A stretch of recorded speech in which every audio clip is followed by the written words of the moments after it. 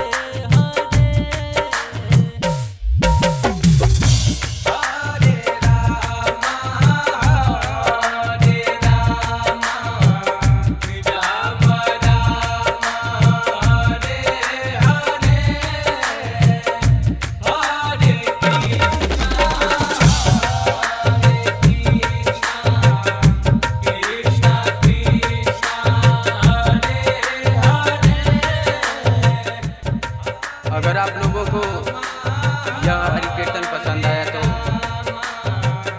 इसे आगे बढ़ाने का कष्ट करें। इसके साथ साथ अभिषेक और झल्लन जी के उज्जवल भविष्य का शुभकामना करते हैं।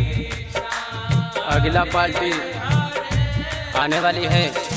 कमेटी के लोगों से यही गुजारिश है कि जल्द से जल्द चाय पानी का व्यवस्था किया जाए। बस इतना ही कहना चाहूँगा। धन्यवाद।